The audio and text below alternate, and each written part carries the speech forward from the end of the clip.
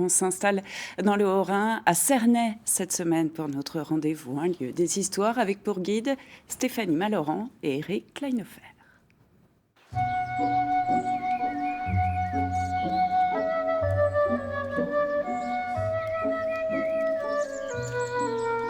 Bienvenue dans cette nouvelle série d'un lieu des histoires à Cernay. Cernay, une commune de 12 000 habitants, traversée par la Thur et bordée par les Vosges. Nous sommes ici devant un vestige de la commune. Bonjour Michel Weber. Bonjour madame. Vous êtes historien local. Vous allez pouvoir nous expliquer quelle était cette porte. Cette porte qu'on appelait la porte haute parce qu'elle était la plus haute de la ville est devenue maintenant la porte de Thann parce que sa direction est Thann. Est un vestige du deuxième rempart de la ville de Cernay.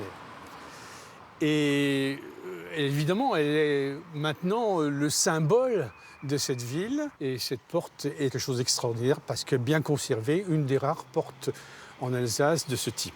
Alors pour mieux comprendre à quoi ressemblait Cernay au Moyen-Âge, je vous propose de faire un saut de puce par le musée historique juste à côté de la porte parce que là-bas, il y a une maquette. Très bien. On va voir.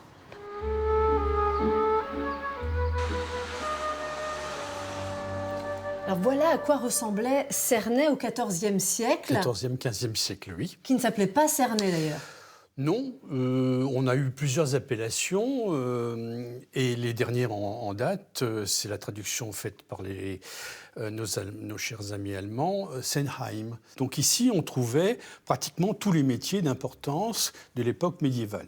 Nous avions les potiers, les tanneurs et bien d'autres métiers qui étaient présents dans cette cité qui commerçait avec des gens qui venaient d'ailleurs. Oui.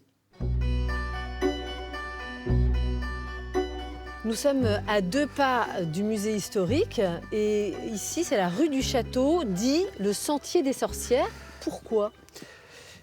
Il fut une époque très malheureuse, le 15e, 16e, 17e siècle, où des femmes, et des hommes aussi d'ailleurs, prenaient ce sentier pour rejoindre un champ sur lequel ils allaient être brûlés vifs, car ils étaient condamnés pour sorcellerie.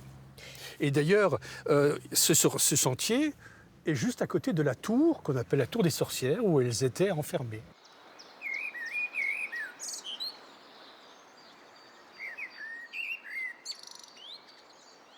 Là nous sommes au parc des Rives de la Thur, en plein cœur de ville. Un parc qui a une quinzaine d'années, qui montre que Cernay a vraiment voulu verdir la ville.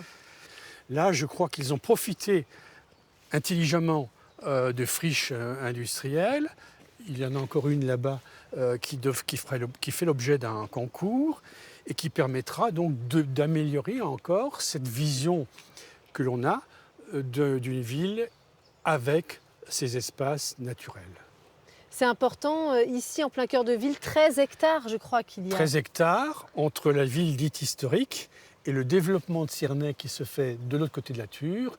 Et se trouver là, au milieu de ce développement, un espace vert comme ça est extraordinaire. Très bien, eh bien merci beaucoup Michel Weber pour toutes ces explications. On se retrouve demain pour le 2e épisode d'un lieu des histoires. Ce sera avec l'un des plus importants horticulteurs du Grand Est, Frédéric Génie. À demain.